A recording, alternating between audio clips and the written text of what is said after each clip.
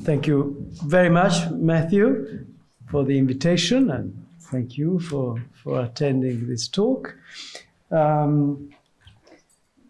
This that you see on the screen is, of course, the cover of the book, and there is a spiral, as you see. It is a staircase, in fact. It is a secondary staircase of a palace in Rome, which you might know. It's Palazzo Barberini, which now houses an important old masters collection. It was designed by Bernini, the sculptor and architect, in the 1630s, more or less. This is about 1 century into a long period of decline and stagnation that Italy underwent between, symbolically, the sack of Rome of 1527, which shook the world, and the very end of the 19th century. Italy now seems to be declining again, and the purpose of my book is to try to explain why. This figure sets out, if you like, the question I try to address.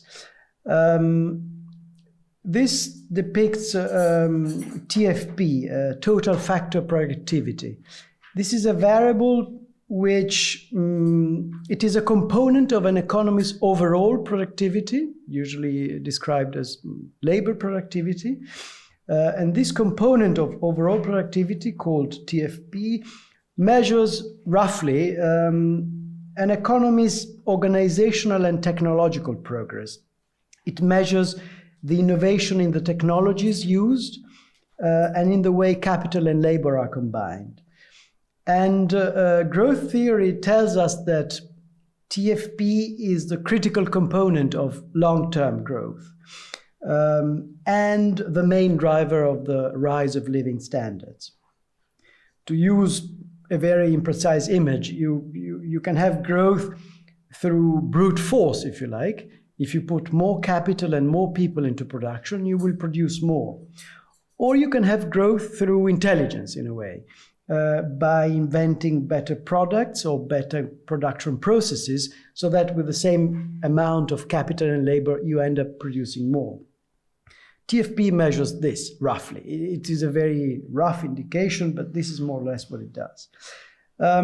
These curves show the performance, the TFP performance of Italy and the 5 countries that are more closely comparable to it, which will be the comparators also in other graphs. And they show their performance relative to the world's productivity frontier, which for this period is identifiable with the US, with the average productivity level, TFP level of the US economy. So this means that when the curves go up, it means that the country is converging on the world's productivity frontier. When it goes down, it is diverging from it. And by the way, they are diverging and converging in respect to a moving target, because of course the frontier slowly progresses. And this also means that going up or down doesn't imply that the absolute level of productivity is going up or down. It's simply that they are converging or diverging from the frontier. Now, after the Renaissance, as I said, Italy began a long period of decline. The country was unified in 1861, 9 years before Germany.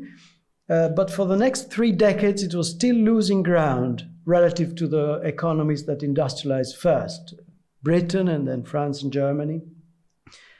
Italy began to catch up with these economies only in the 1890s, more or less, second half of the 1890s. This catch-up was interrupted during fascism, which preferred autarky policies and made many other mistakes in economic policy. It resumed after the war, and this is where we begin the story, where the figure begins. As you can see here, Italy is a solid black line. Italy's performance during the first half of this period was admirable. Like the other countries of Western Europe and like Japan, in this period, Italy was exploiting what is usually called the advantage of backwardness.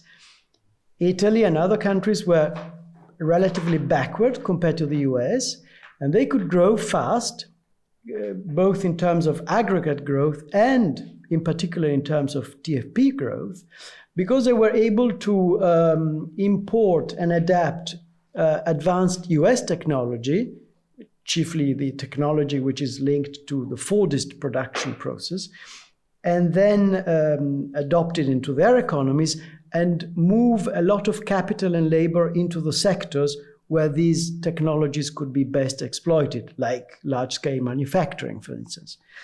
So this is a large part of the explanation of this catch-up of all Western Europe and Japan. But even within the framework of this explanation, Italy does remarkably well in this period. And as you can see, the peak of Italy's convergence, 1980, is well above the frontier and above all its peers. But then convergence becomes divergence, which continues to this day. This turning point in 1980 is emphasized here. These are exactly the same data and the same curves as before, but they are normalized to 1980. So what we see here is how each country fared after 1980 relative to the position it had in 1980. And again, bear in mind, this is not the position in absolute terms, but it was the position in 1980 in respect of the world's productivity frontier. And as you can see here that there was a fairly widespread phenomenon of stagnation in productivity growth. We know it across the Western world. But there are two mirroring extremes in this broader picture. Germany, which is some 30% above the level where it was in 1980 in terms of convergence to the frontier. Italy is more or less the same amount below. So this suggests that Italy has some additional problems relative to the other main Western economies. To illustrate the effects of this turning point in 1980, here I propose to look at this graph is, if you like, decomposes the aggregate economic growth. Growth is the diamond in the bars, and the bars are decomposed according to the components of economic growth. You see capital, population, and TFP. As you can see, the contribution of TFP growth was very high throughout the first 3 decades after the war, and then it dropped suddenly. Capital growth, if you like, kept growing fairly strongly, but this model only worked for the middle period, the period 1980-92. There you see almost zero TFP growth, actually zero TFP growth, fairly healthy capital growth, and that managed to keep the aggregate growth rate up. As you can see, this is above 2% in real terms for this whole period, which is one of the highest growth rates in the Western world. But then this growth model, which relies only on capital growth, seems to break down in the following period. In fact, between the mid-90s and the global financial crisis, Italy's growth rate was 1/2 of the Eurozone average. And since then, it went down the drain.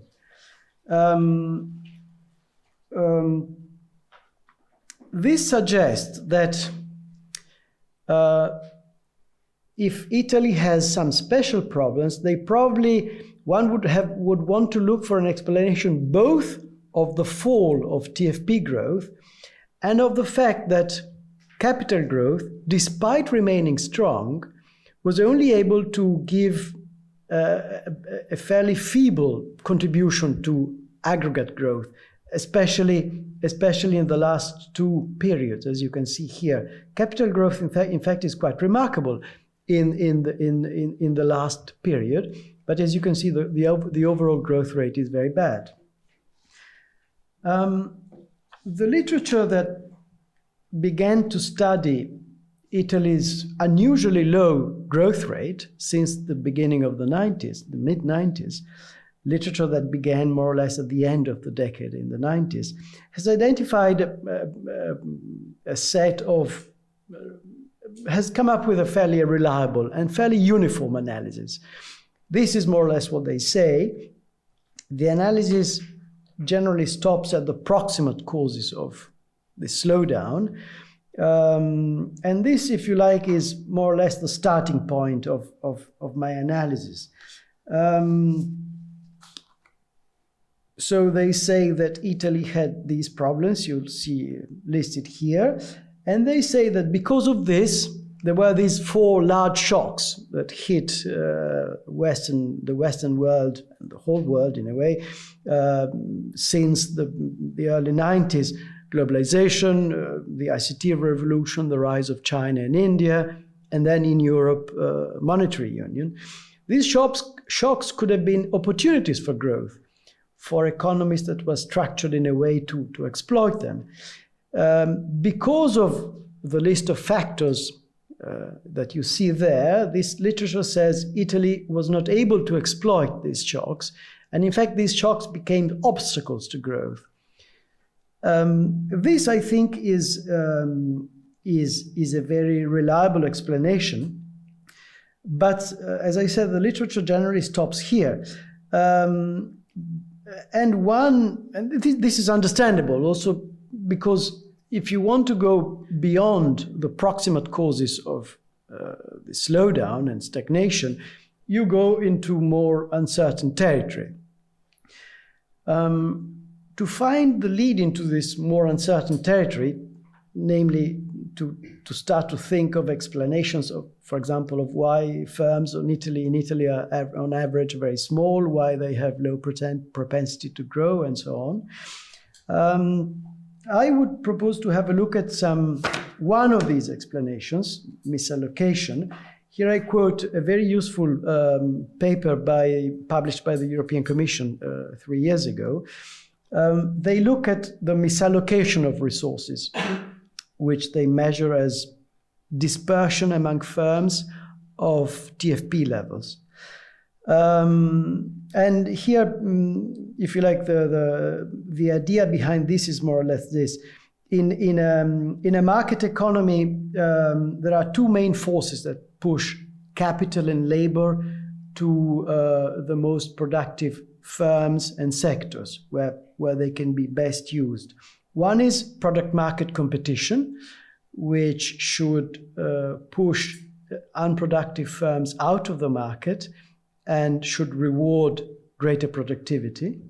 The other one is the efficiency and the fluidity of the factor markets, of the capital markets and of the labor markets, which is where this flow of resources from less productive firms and sectors to more productive ones occurs. These are the markets where this flow happens. So if the product markets are competitive and the factor markets are efficient and fluid, you should see little misallocation of resources. Namely, resources should tend to go to the places where they can be most productively used. And as you can see, their finding is that misallocation, namely the dispersion of production factors into firms and sectors that are not as with TFP level, with comparatively low TFP levels, misallocation has grown in the past 15 years. And the effect of this is fairly high, because as you can see, productivity would have been 67% higher in the services sector had we simply kept the same level of misallocation we had in 95. And as services now employ some 70% of the labor force, this explains quite a lot of Italy's slowdown. What is also interesting is that they find that misallocation, first of all, is a generally horizontal phenomenon. They see misallocation in almost every class of firms, whether you divide them up by sector, by size, by geographical location.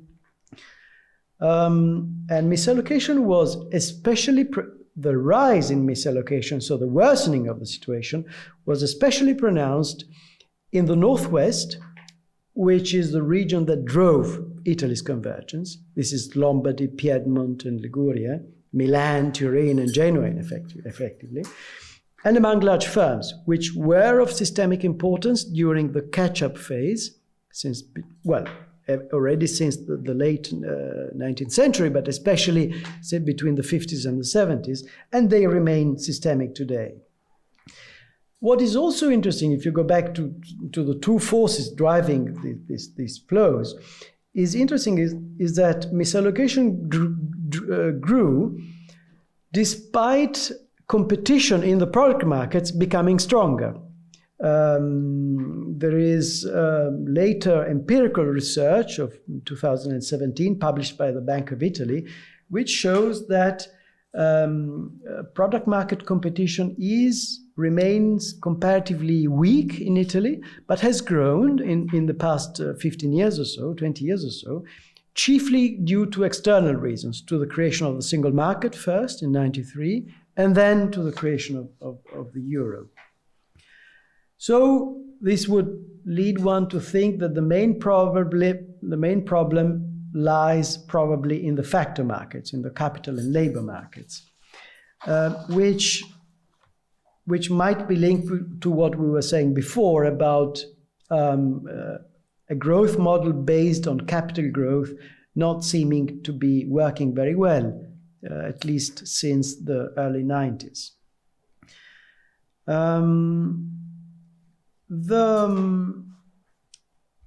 The literature that tried to go beyond the proximate causes has usually taken a historical perspective, and this is more or less the analysis they make. The idea is that the problem is that Italy failed to adapt its own growth model to its own change. If we go back to the theory of the advantage of backwardness, Italy was capable of exploiting it very well between the war and the 70s, when it was, if you like, easy to innovate by importing innovations done abroad. When Italy industrialized and became an advanced economy, and therefore began to depend more on endogenous innovations created in Italy and innovation at the frontier, then Italy failed, if you like. So it was an economy that worked well in catch-up, but then wasn't capable of adapting its growth model to the fact that it was no longer a backward economy. It was by the mid of the 70s, by 1980, as you can see, it was a fairly advanced economy. And it was also not able to adapt its own structure to those shocks we mentioned before. This theory would lead one to say that maybe there is a problem in Italy's institutions. Now, I mean institutions in the sense used by Douglas North and the literature that began from him, namely, institutions in this theory would be the rules of the game of a society, the rules of the game in the way an economy works. Because if you define them in this way, the rules of the game of a society is what determines the efficiency of the markets and also what shapes the incentives of people, of firms to invest and innovate, which is the decisive thing, if you like, from this perspective. And in fact, Italy's institutions, defined like this, do seem to be fairly bad. This is from the World Bank's worldwide governance indicators, which they are summaries of all the available, reliable indexes and measures of the quality of economy of countries' institutions. This indicator depicts rule of law. It depicts a macro institution. It kind of tells us to what extent laws tend to be respected in a given country. So it's a very generic, if you like, proposition which is being measured here. And the institution we are looking at here is really a macro institution. It is composed of a myriad of micro ones, the laws and the question whether they are complied with or not. But what is valuable about this is that it measures an outcome. So it doesn't measure whether the laws are properly written, it measures whether the laws are in fact generally respected. These indicators are all to be taken with caution. All the literature and institutions, including the authors of the studies that come up with these indexes, they all say, read it with caution. But in this case, the size of the gap that separates Italy from its peers and the constancy of the gap is enough to, for us to take this seriously.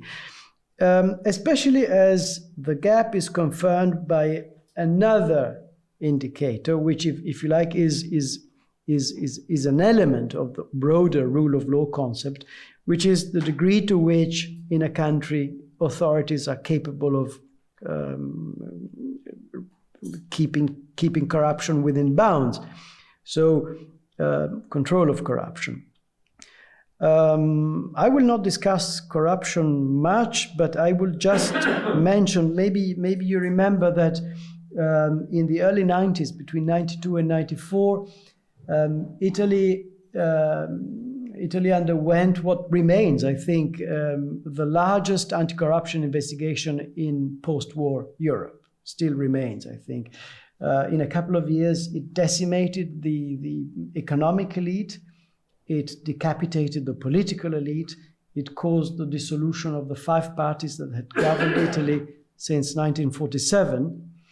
So it is, unfortunately, this index only begins in 96, but it is interesting to see that despite this colossal investigation, corruption would seem to have remained fairly high. Well, it was reduced until 2000, but then it started to grow again. And some people even say that corruption now is more widespread than it was before this corruption investigation. Certainly, it remains systemic. Whether it's more widespread or not, then we can leave it open. But certainly, it remains systemic.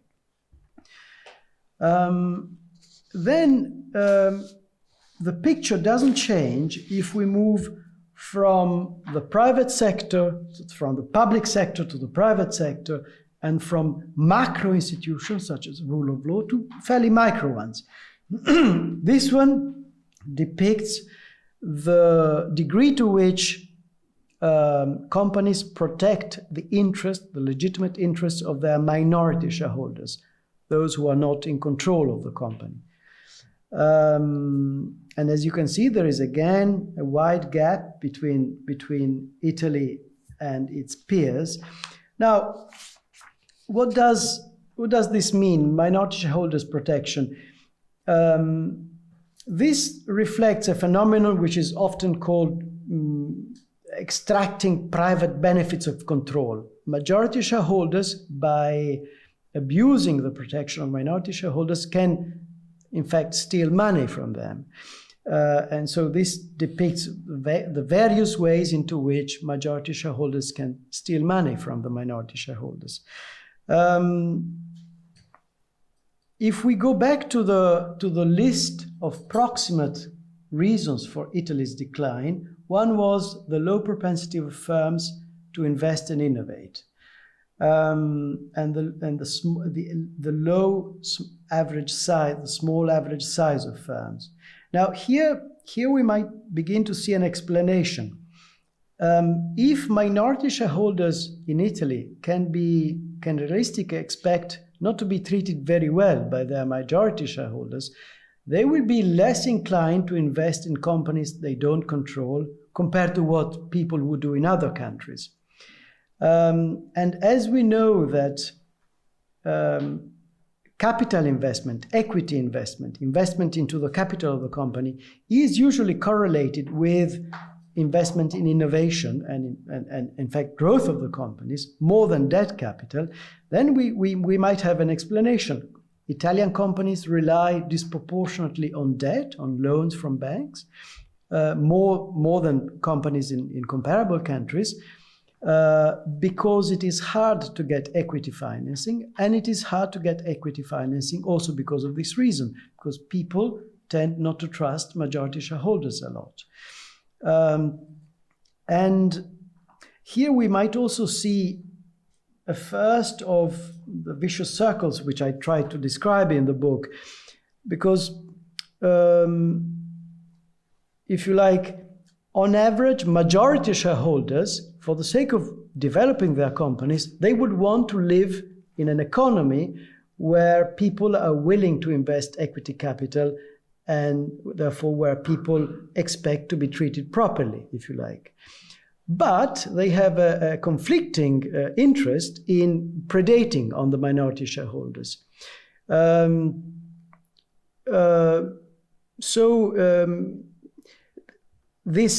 is a trade-off in a way, and depending on the equilibrium in which an economy places itself, you will see either more growth of companies based on, if you like, the virtuous route, if you like, following the rules on one hand, and therefore being able to rely more on equity capital and then doing more innovation, or you will see an equilibrium in which the predation route to profits prevails, and the standards for the protection of minority shareholders are low.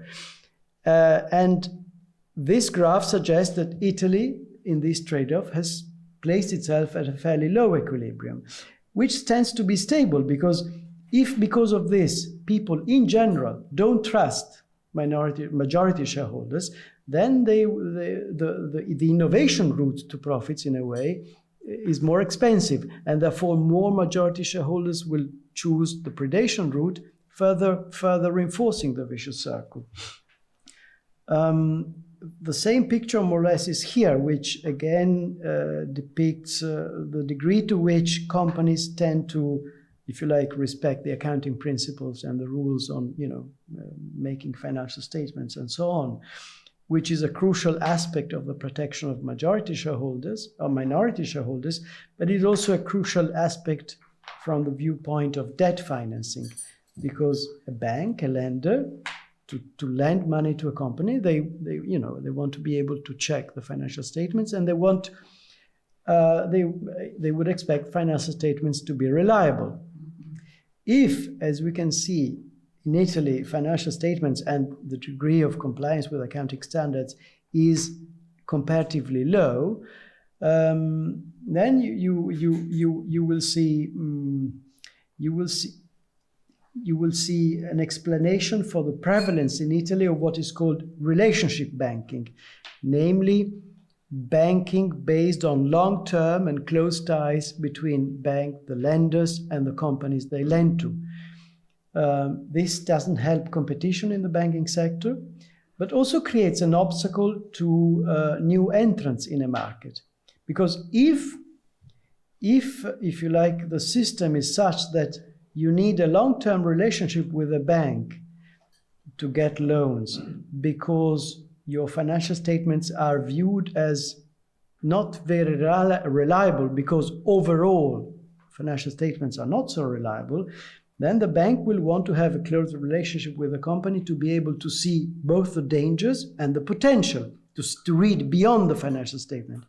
But if you are a new entrant in a market, or if you are a company that was developing in a market and wants to enter another market, you will typically not have an established relationship with a lender that specializes in that market, and so that the absence of that relationship will be an obstacle to achieving debt financing, and will be another obstacle to entering that market, therefore protecting the those present in that market from competition.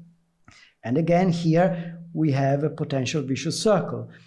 The more companies write unreliable financial statements, the more people will tend to follow that route, because the presence of unreliable statements will, if you like, worsen the overall climate, and therefore, if you like, by being impeccable with the accounting standards in a situation in which everyone is somewhat cheating on them, you have, if you like, the adverse consequences of being impeccable, and at the same time you suffer the consequences of living in an environment in which financial statements are not viewed as very reliable. Now, if this explanation looking based on institutions might seem to make sense, as I would hope it does, it, however, meets two obvious objections, which is, I think, where the literature gets stuck. And I think this is wrong, because both objections have an answer. So, first objection is that Italy's institutional problems are very old. Why would they have become a binding constraint to growth around 1980 or 1990?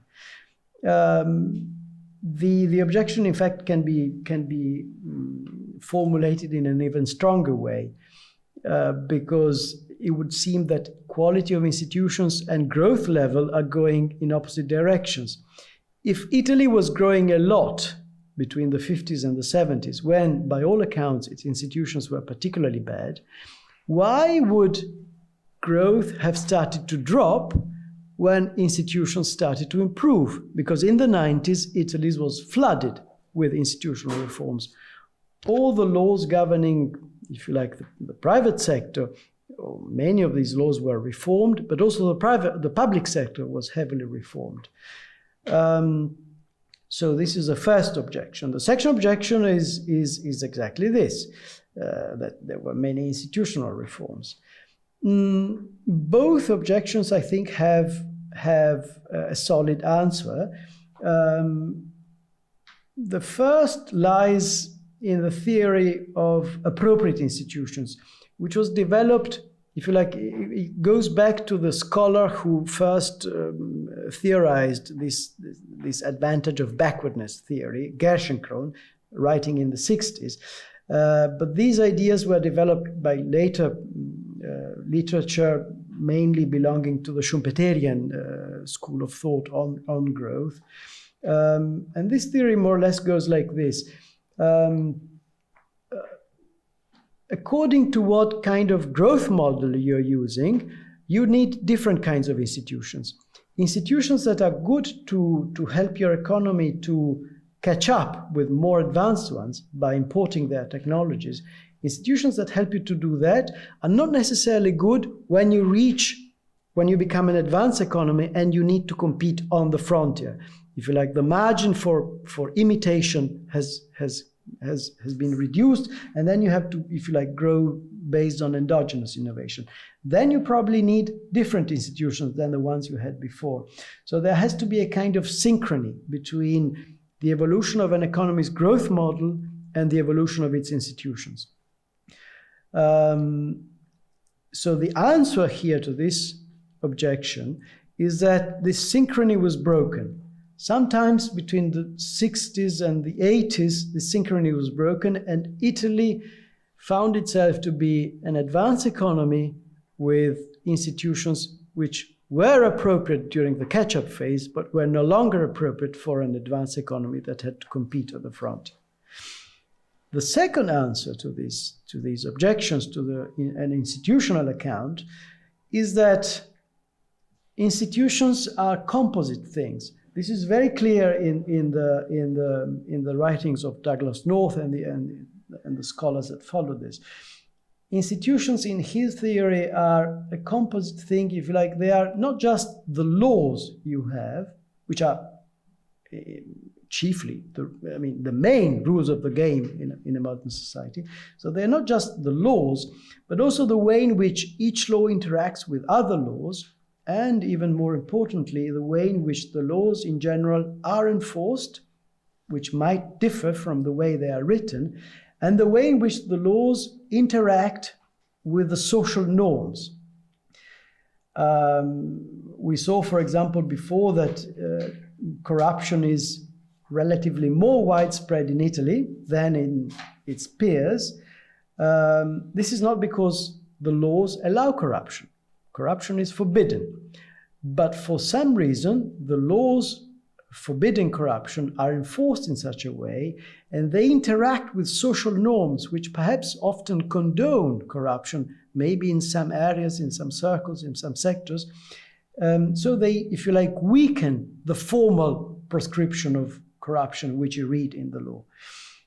So the answer here is that the reforms of the 90s, they only changed the content of the laws, but they didn't really change the composite institution, because the interaction between the new law rewritten in the 90s, the way in which it was enforced, and especially the social norms that surrounded it, was such that these reforms were less effective than you would imagine if you simply stopped at reading the reforms.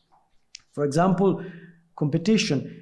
Italy gave itself a modern competition law, like the one that Germany gave itself in the late 50s, only in 1990.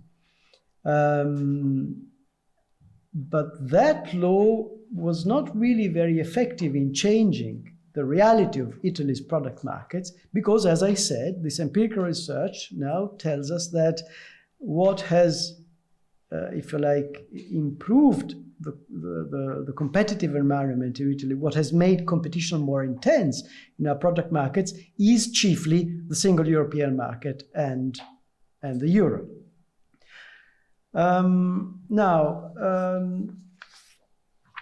By the way, Douglas North, in explaining what institutions are, in 2009 published an excellent book which tries to give a broader view. He says, more or less, institutions, yes, are the product of the interaction between laws, the way in which they are enforced, and social norms, but all of this is also the product of the social order of a country, of a society. Social order can be described as, if you like, the allocation of power in a society, or the politico-economic equilibrium of a society. And his argument is that institutions are really embedded into it, and they are shaped by it. So that if the way in which your institutions are shaped, and the way in which, and if you like, the shape that is taken by your politico-economic equilibrium is inimical to these reforms, the reforms you try to make of the formal laws will typically be subverted. I try to explain this in the book by if you like, describing the shape of Italy's political-economic equilibrium, making use of the image of a spiral. I try to highlight various vicious circles which are existing, I think, in Italian society and Italy's economy. I argue, by the way, maybe we can go back to it later, but I argue that they are chiefly assurance games, so they are equilibria that can change. It is a situation where there are multiple equilibria, but the fact is now that Italy is, if like, has set itself at a fairly undesirable equilibrium, and then I try to say that if this is an equilibrium, then it is a stable and a fairly resilient equilibrium, one which is capable of aligning to itself all the main drivers of citizens and firms' choices, like institutions, the culture that is prevalent in society, or social capital, if you will, also to some extent the ideas that circulate in society, which is what makes this equilibrium resilient. So if this equilibrium allows the persistence of, if you like, if this equilibrium sustains the trade-offs I was describing before, for instance, between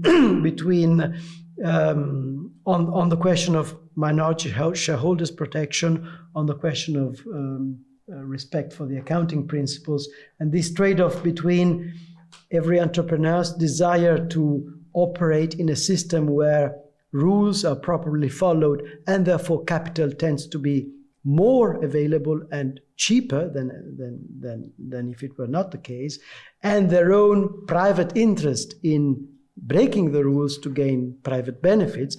If Italy's equilibrium is such as to sustain an undesirable equilibrium in those sectors, then we can expect this to continue, precisely because this equilibrium will typically keep the drivers of entrepreneurs and minority shareholders' incentives aligned to remaining at that level of the trade-off.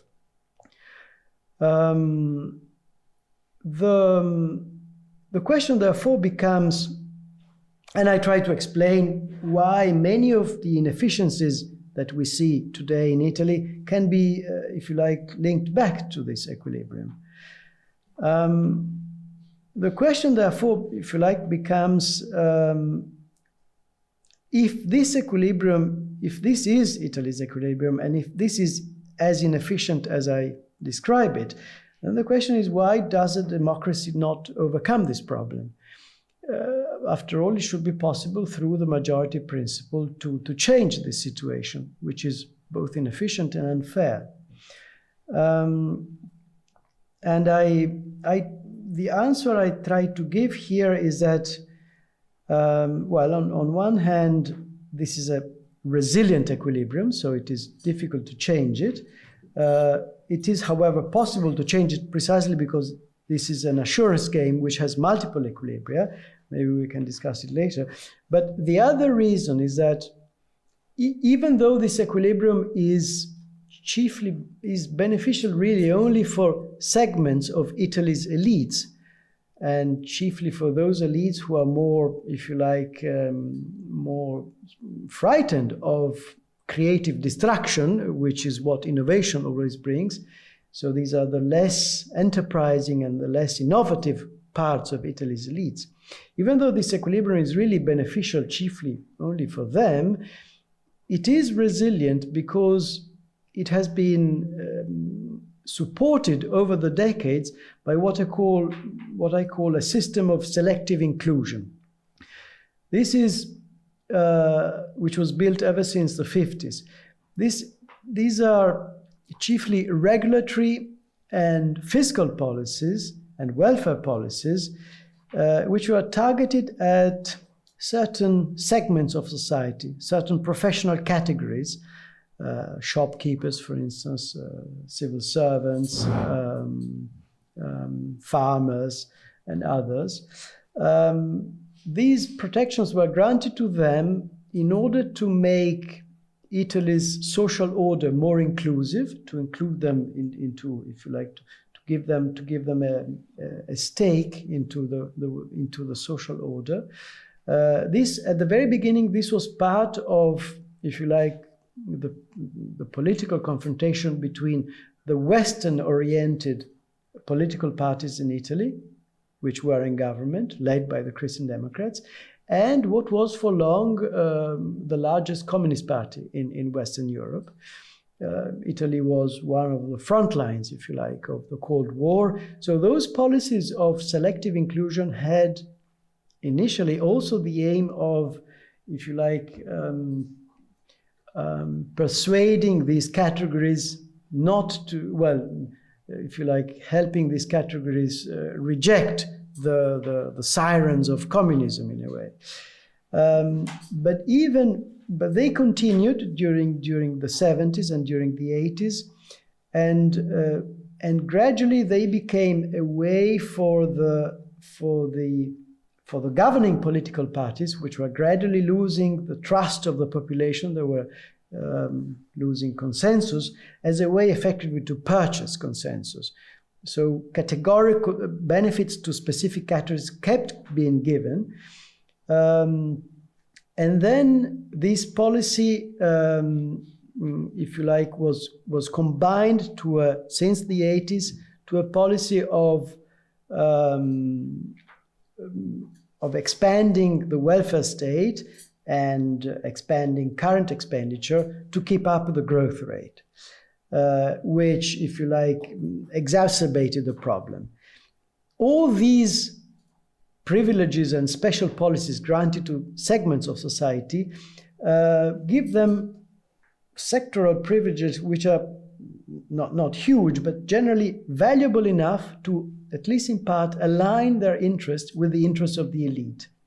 So if you like, the overall inefficiency and unfairness of Italy's politico-economic equilibrium is compensated by the fact that various categories have their own little privileges, which make them reluctant to be willing to, if you like, disrupt the existing system, and made them willing until fairly recently to support the existing elite overall.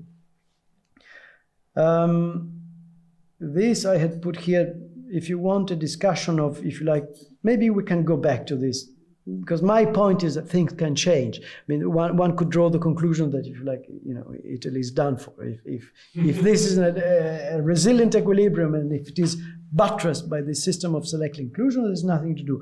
I think that something can be done, and the basis lies in the logic of the assurance game. But maybe I'll go back to this. I'll just show you something about, in fact, Schumpeter is right here. The spirit of, maybe I wouldn't say that the spirit of the Italians and the cultural level of Italians is reflected by our fiscal policy, but certainly, if you like, the social order, you see the imprint of it in our fiscal history. Because that system of selective inclusion was initially financed by an expansion of the welfare state. Then it was financed by debt, which initially was monetized in the 70s, and then in the 80s it was supported by issuing debt. And you see it here. This is quite remarkable. Look at what happened since 1980 in the debt to GDP ratio in Italy. It more or less doubles in the space of a decade. This is the decade when they stopped monetizing the debt. They wanted to counterbalance the declining contribution of TFP growth to average growth, and they did it with expansionary fiscal policy. Of course, the great success of Italy's so-called industrial districts helped, but what kept the growth rate up to, in the 80s, up to 92, when we had a big currency and financial crisis, is in large part debt finance fiscal expansion, which is quite extraordinary. During these 12 years, primary budget deficits were on average 11% of GDP. And Italy was the only country in the Western world, I think, to go back by the beginning of the 90s to the debt to GDP ratio level it had right after the war. This is really unique. And this is where we built our huge debt problem that we have today, which objectively restricts fiscal space for doing anything. Now the debt went up to 120, then went down to 104 around 2004, if I'm not wrong. And then now it's up to 130 after the global financial crisis. It's up around 130 since a few years.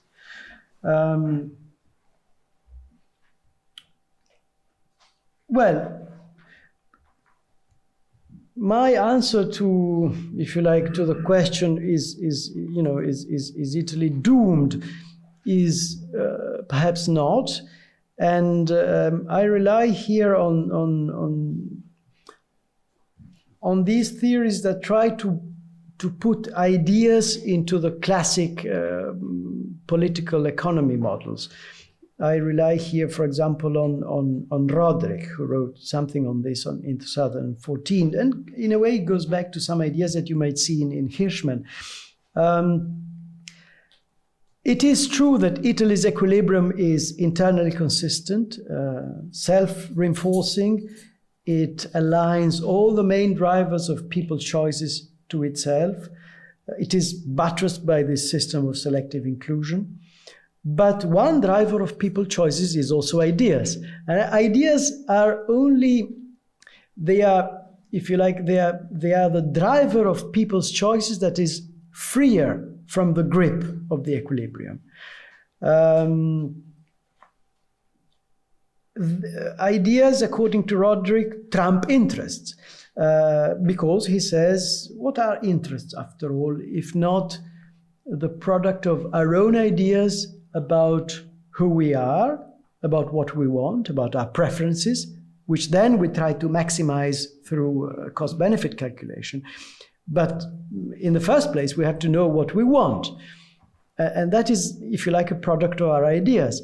Then when we know what we want, we have to understand what are the obstacles to the realization of what we want, and what are the ways of realizing them. And these also depend, these elements of the maximization problem, these also depend on our views on how the world works. Because if we change our views on how the world works, maybe new ways of realizing our ideas become apparent. And if we change our views about who we are and what we want, maybe our preferences change. For instance, to go back to the assurance game, I try to argue here that in Italy, if you like, is gripped by a spiral in which low provision of public services is accompanied by high tax evasion, is accompanied by widespread clientelism and corruption. And all these together, they tend to reduce political accountability, which of course makes it even more difficult to solve these problems, because you will over time produce a political elite that is, if you like, whose views and whose actions are consistent with the equilibrium that has produced them. But I try to argue that from the viewpoint of ordinary citizens and ordinary firms, this equilibrium is not just undesirable in the abstract, but is also undesirable individually. An ordinary citizen, if you look at two extremes, a country in which everyone pays their taxes, social services, public services, if you like, delivered, are equivalent to the taxes paid, there is no clientelism, and political accountability is strong in such a way that should any problem arise in the provision of public services, people would make pressure on the political system to fix this problem and deliver better public services. And politicians would have an incentive to fix this problem, because that's a way to safeguard their political consensus. The other extreme is a system in which public services are low. Many people don't pay taxes because they know that they will anyway get an amount of public services which is valuable much less than the taxes they pay. Then, because of this, they try to gain the missing bit of the public services that is not delivered to them. They try to gain it by, if you like, establishing a clientelistic relationship with a politician, or by bribing them, or by evading taxes, because nobody wants to be a sucker, as the Americans say. So if I know that everyone is not paying their taxes, why should I? But I argue that from the viewpoint of ordinary citizens and firms, the opportunistic reaction to say, which is, if nobody's paying their taxes, I will pay them neither, this is a defensive reaction. If you look at the outcome of these equilibria in a fairly long-term perspective, it is only few people who can have a net gain in a system where you have widespread tax evasion and widespread corruption. And that typically is the elite. They can engage in grand tax evasion, they can engage in grand corruption, and they can gain from this benefits which are higher than the cost they individually bear because of living in a badly governed society. I am an ordinary citizen, and I think I would prefer to live in a well-governed society, even at the cost of paying my taxes in full. Because the damage I suffer by living in a badly governed society is bigger than the little advantage I can gain by cheating on my taxes. Also because generally one cannot, if you like, avoid paying all taxes. You can cheat a bit. You can also, corruption. What can one do? The average citizen cannot gain a lot by corruption. Corruption is usually a defensive strategy. You have a very inefficient bureaucracy. You have to pay a little money to get what you typically are owed. If so, this is why I argue it is an assurance game, because for everyone it would be better to live in the upper equilibrium. With the exception of the elites, for them it's probably a prisoner's dilemma. They can, some parts of at least of the elite, they can gain enough from tax evasion and corruption and if you like, cheating minority shareholders and so on, if you like, from the opportunistic route, the opportunistic choice in all these dilemmas, they can gain enough to offset the consequences of going down to the low equilibrium. But ordinary citizens and firms is different. It's an assurance game in which the high equilibrium, reciprocated public-spirited strategies yield the greatest payoff. If so, and if it is true that ideas, if you like, are fairly free from the grip of the existing equilibrium, then there might be a way through, public discussion, if one is optimistic, to, if you like, to lead society to reflect on what kind of society Italy is today. Is this a desirable status quo? If it isn't, is there possibilities of changing it? And the lever here is that, if it is true that we are in a multiple equilibria situation, just as you can have a vicious circle, you can have a virtuous circle. Because if you begin to change people's expectations, then behavior can change.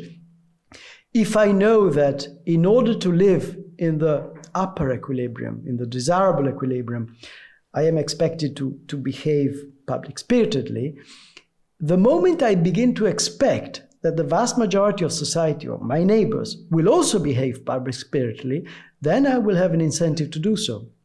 So I will be able to abandon my defensive strategy of behaving opportunistically, and I will choose to behave public-spiritedly. That could, if you like, lead through maybe successive steps, a movement from the equilibrium on which Italy is today to a more desirable one. This at least is what these pictures would want to convey. This is the same staircase, but seen from below, looking up to the sky. There's this oculum, as you can see. There's the open sky. In effect, now it goes up. So this, if you like, would be a metaphor of the inverting the rotation of the spiral to an upward one. Thank you for your attention.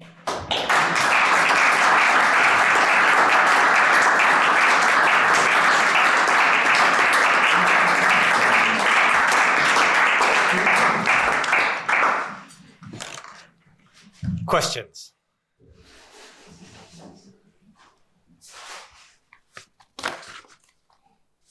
In the back. Yeah. How would you say should Italians assure each other to play their game? Well, it is literally a coordination problem. I think, as I said, I think what would be necessary is first of all a public debate of these issues. Unfortunately, the electoral campaigns I remember, since I am an adult, have rarely discussed Italy's deep problems. In the 90s, they were not maybe known. Now, however, we have the theories to understand these problems. And I think there is a possibility of, if you like, turning these theories and these possible interpretations, such as the one I gave here, into arguments that can be discussed in public. Should this begin to happen, then maybe, because if you see, for example, in the last electoral campaign in Italy, there was a lot of discussion of, the weakness of the elites, the narrative of the anti-establishment forces, anti-system forces, or at least forces that were portraying themselves as such, was very strong. It dominated the campaign next to the question of migrants and of Europe. However, if you like, the underlying analysis was never made. Why are these elites so bad? And what exactly is bad about these elites? That would have required us to discuss at least a little bit the equilibrium which produced these elites and the equilibrium they preside over. This was not discussed, in part, I think, because at least one of the political forces that won the elections is really part of that equilibrium. And other ones maybe lacked the ideas to be able to show these problems. But it is not impossible to do this, I think. If by the time we have another election, maybe the discussion could begin, and then these topics could start spreading in public debate. Then we would see. I think that is the necessary first step. Then one would, depending on how this discussion goes, then I think ideas could spread, and that could start changing expectations. Of course, you would not expect expectations to change until you see some concrete change. So you would want at some stage to have these problems debated in public, maybe a new political majority being willing to do something which is sharply inconsistent with this equilibrium, but also realistic enough to be concretely done. Like fighting corruption seriously would be an ambitious example, but is a good example. If we had a new political majority that begins to fight corruption seriously and achieve some results, if this is done as part of a broader discussion, if you like, about changing the equilibrium, that could that could begin to change expectations. But of course, I mean, to say more really is to go into fiction. Question here. I have a question. When it comes to doing something about it, do you think it is an advantage to have the euro, in other words, no independent currency, or is it a disadvantage that we don't have independent currency where you can actually also do something? The euro greatly restricts the space of any Italian government in fiscal policy. It doesn't directly in any way impede this discussion and these developments I was talking about. You could even argue that by restricting the space for fiscal policy, the euro, for example, would force a political majority to start to intervene, to touch that system of selective inclusion. Indeed, that system of selective inclusion was somewhat reduced ever since 92, when Italy had a very serious crisis, when together with the British pound, the lira was expelled from the European monetary system, and then there was the biggest budget adjustment in the history of the Italian state, net effect of 5.8 of GDP, I think. So selective inclusion was already being reduced since the 90s and continued to be reduced. But of course, political elites are very reluctant to do it further because their political consensus, to a large extent, depends from it. The strictures imposed by the euro would suggest that they would make it more imperative, if you like, to go and and changed budget policies to move away from the system of selective inclusion into a system more based on universalistic policies, which would be more efficient and fairer. And they would, so if you like, one could argue that the constraints imposed by the euro could force a movement into a desirable direction. The risk, of course, is that while you're trying this movement, those constraints become disastrous. I mean, Italy, in a way, Italy is itself a threat for the survival of the euro. The constraints deriving from monetary union are such that it is difficult to, if you like, to react to the ups and downs of macroeconomic variables in you know, through the fiscal lever, and you know that makes Italy vulnerable. So in a way, it works both ways.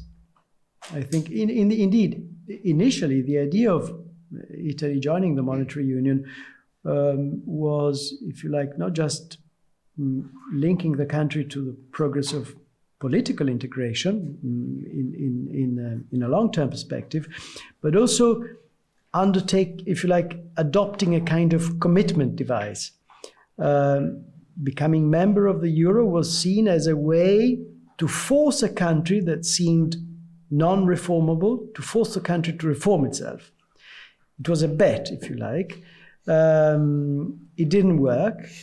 Not enough, at least. But if you like, the incentives for reform remain, so they could be exploited, if Italy, of course, remains, you know, manages to survive. And of course, the euro, in the very short term, you know, makes everything harder in Italy. But just to be clear, I don't think the euro is the cause of this problem at all. Italy entered the monetary union with an economic structure, if you like, political economic equilibrium, which was not, if you like, adequate for that monetary regime, because the reforms were too superficial.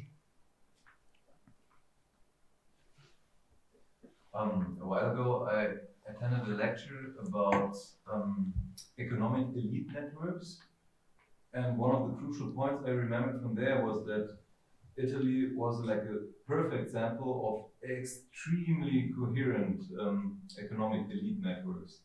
And how far do you see this possibly being connected to Italy's economic decline? I would agree with the analysis. They are, if you like, you can talk about an overall political elite in Italy, despite the very visible polarization that characterized the past 2 decades, polarization which can be, you know, easily symbolized by the person of the former Prime Minister Silvio Berlusconi, who resurrected the specter of communism to declare his left-wing opponents, illegitimate.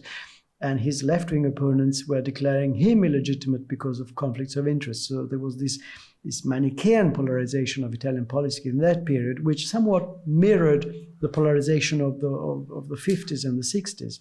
Despite this, if you look at the policies they actually implemented in the 90s and the past quarter century, effectively, they're not so very different. And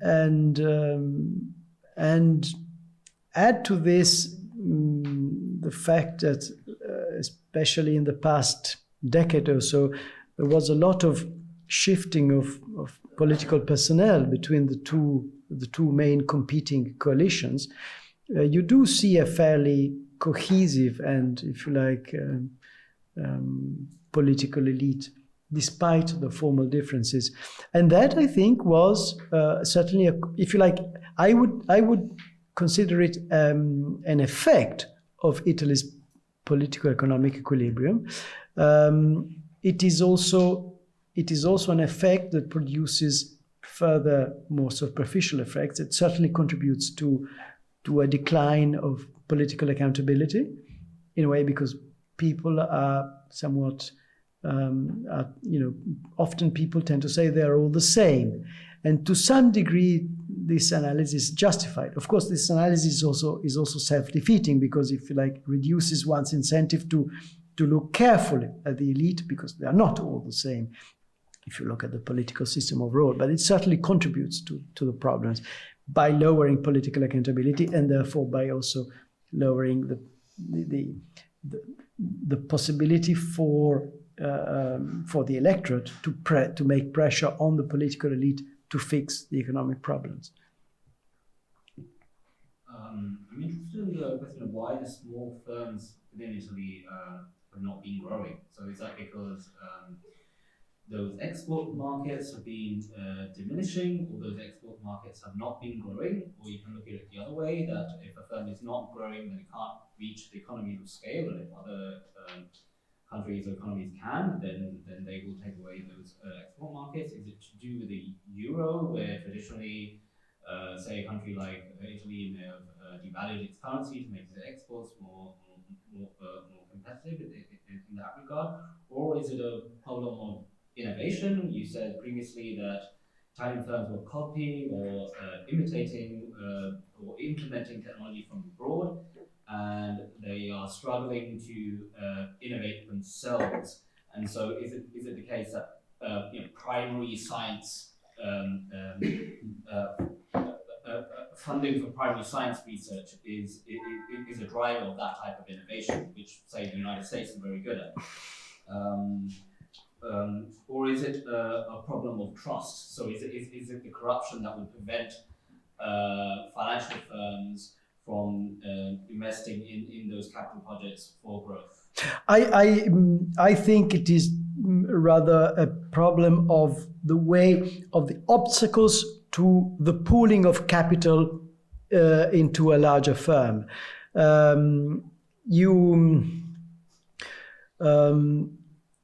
If you like, all what you said about innovation and access to export markets, if you like, is an effect of the average small size of Italian firms.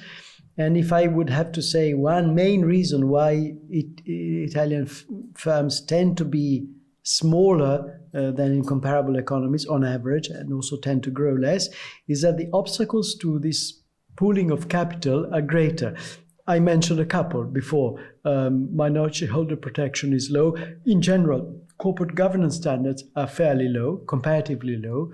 So this is a strong disincentive for, if you like, strangers, people not belonging to the same family, to pool capital together. It is family ownership of firms is not disproportionately high in Italy, more or less the same level. Indeed, I think even in Germany is a little bit higher, the proportion. The problem is that they tend to be smaller, and the problem is that because of these, if you like, this weak rule of law and weak corporate governance standards, you have a very high proportion of family firms which are run not just at the top manager position, the chief executive officer position. Those positions are not held. Forgive me. The family covers not just the position of CEO, the top manager of the family, but the whole management team is drawn from the family. In Germany, for example, I think 2/3 of, if I'm not mistaken, 2/3 of family-owned companies have professional managers not drawn from the family in the management team, often under a family member who is the chief executive officer.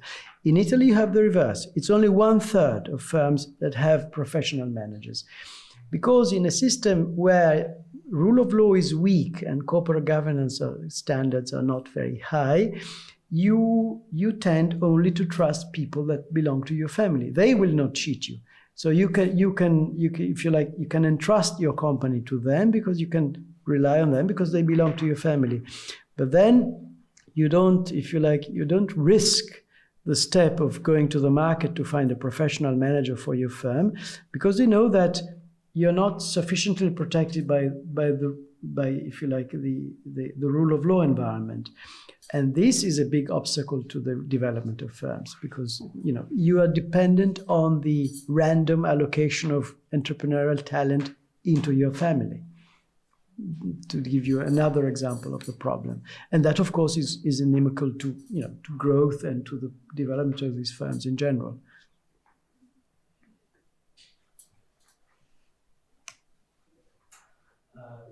As a fellow Italian, I've been listening to your words with a mounting sense of dread and terror of the future.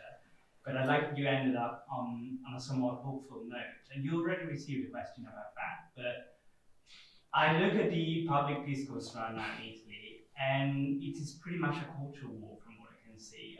The main political forces tend to do a lot of scapegoating and a lot of moral sort of fear-mongering. But the opposition is not dismantling this narrative. They are going with it, but on the opposite side, trying to capture the feeling of piety and humanity and broader humanist values in a way, but they're not really addressing these questions that you have named at the end of your talk. So I'm kind of worried about that because I don't think that the current political formations will have a long-term future. I'm just worried that they're leaving behind a legacy of public discourse that does not allow the kind of path that you have discussed at the end. So what can be done to influence public discourse in the immediate and I don't know. You will have to admit that this is a very difficult question, and I hope you will accept an answer to say that I have no answer to it. I don't know. But I broadly agree with your analysis. However, these topics are not discussed, and the opposition to the current governing forces does not seem to have the confidence or the ideas to shift the public discourse from those scapegoating to kind of these problems. This does not mean that it would be impossible to do so. In a way, if you like, there is a very wide field open for anyone in existing political forces or in new political forces to have a say in our political discourse, to say something different from whether we should accept migrants or not, and whether all the fault is in Brussels or not, which is more or less what we are discussing today. I think there is space for someone to come and say, listen, maybe our society is not very well organized. If so, where is the problem? Who is benefiting from it? Can it be fixed? As I said, I don't recall a political election campaign where these problems were really discussed. Certainly not in the past 20 years, when these problems became, in a way, explosive. By the way, my conviction is that the outcome of the last elections is chiefly explained by this, because we had, the Great Recession is a global phenomenon, and Italy partook in it. Italy partook in all the global phenomena which are generally invoked to explain populism and so on. In Italy, however, parties that are usually and plausibly described as populist, they won the majority of seats in parliament, and now they're governing, unlike in the rest of Western Europe. The reason why, if you like, the problems were deeper, were exacerbated in Italy, why it was easier for these people to say, we have to change, is that we had this political-economic equilibrium in the first place. So Italy was hit harder than other countries by the crisis, and so on. GDP per capita is more or less at the level it was in 95. We lost a quarter century.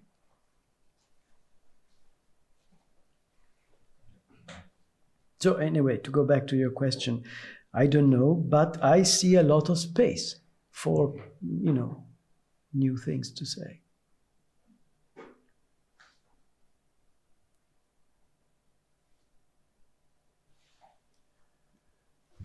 Then let us conclude on this semi-optimistic note. And if anyone wishes to join us, we're going down to Yala for a meal or a drink, and you can continue discussing with Andrea. You're all invited. And thank you very much for coming tonight. And hope to see you on the 1st of April, on the 12th of May.